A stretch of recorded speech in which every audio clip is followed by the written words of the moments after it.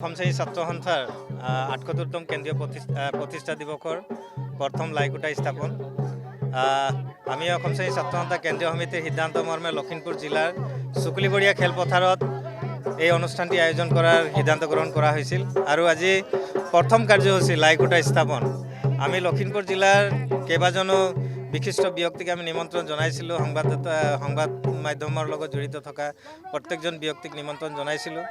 দল সংগঠনৰ প্ৰত্যেকজন বিষয়ববীয়াসকলক নিমন্ত্ৰণ জনাইছিলোঁ। আমি সৌভাগ্য যে সকলোৱে আহি উপস্থিত হৈছে।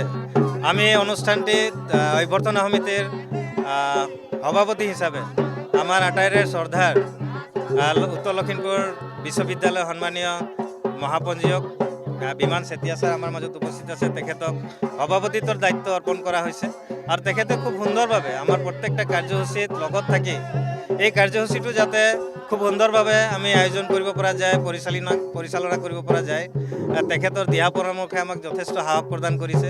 আমি আশা কৰিছোঁ লখিমপুৰ জিলাৰ এই অনুষ্ঠানটিত অসমৰ চুকে কোণে চাহ জনগোষ্ঠীৰ প্ৰত্যেকজন যুৱক যুৱতী আমাৰ এই খেলপথাৰখনত আহি সমাগম হ'ব। আমি আশা কৰিছোঁ লখিমপুৰ জিলাৰ স্থানীয় ৰাইজ তথা দল সংগঠনৰ সকলোৰে সহায় সহযোগিতা কামনা কৰিছোঁ। আশা কৰিছোঁ সুন্দৰভাৱে লখিমপুৰ জিলাতো যেনেধৰণে প্ৰত্যেকটা বছৰত প্ৰতিষ্ঠা দিৱসটি অসম শ্ৰেণী ছাত্ৰ সন্থাৰ প্ৰতিষ্ঠা দিৱসটি সুন্দৰভাৱে আয়োজন কৰা হয়, লখিমপুৰ জিলাতো আমি উলহ মালহেৰে খুব সুন্দৰভাৱে আয়োজন কৰাৰ ক্ষেত্ৰত আমি চেষ্টা কৰিছোঁ। গতিকে আশা কৰিছোঁ সকলোৰে সহায় সহযোগিতা পাম।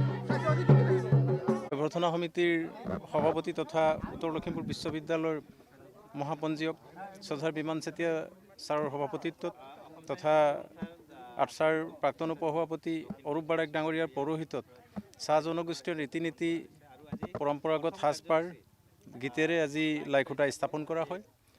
আজিৰ এই পবিত্ৰ কাৰ্যসূচীৰ পাছতে আমি আশা ৰাখিছোঁ লখিমপুৰ জিলাখনত আমাৰ প্ৰথমবাৰৰ বাবে যিহেতুকে আটছাৰ প্ৰতিষ্ঠা দিৱস হৈছে এক সাফল্যমণ্ডিত হৈ তুলিব আৰু সমূহ লখিমপুৰবাসী ৰাইজক আমাৰ আটছাৰ এই ৭৮তম প্ৰতিষ্ঠা দিৱসলৈ আন্তৰিকতাৰে আদৰণি জনাইছোঁ, সকলোকে নিমন্ত্ৰণ জনাইছোঁ। চাহ জনজাতি ছাত্ৰ সন্থাৰ যি ৭৮তম প্ৰতিষ্ঠা দিৱস, এই প্ৰতিষ্ঠা দিৱস অহা ২৮ তাৰিখে অনুষ্ঠিত হ'ব। এই প্ৰতিষ্ঠা দিৱসৰ আমি লাইকুটা স্থাপন কৰিলোঁ আৰু আমি আশাবাদী এই লাইকুটা স্থাপনেৰে আজি আমাৰ অনুষ্ঠানটো শুভ আৰম্ভ হৈছে।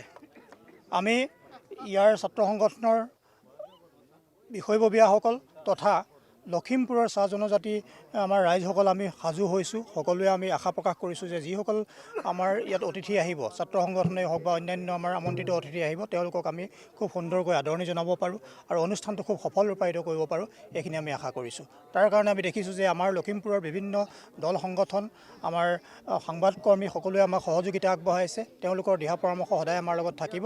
গতিকে আমি আশা কৰিছোঁ এটা সুন্দৰ বাতাবৰণত এটা গৌৰৱোজ্জ্বল তথা এটা তাৎপৰ্যপূৰ্ণ অনুষ্ঠান ইয়াত হ'ব।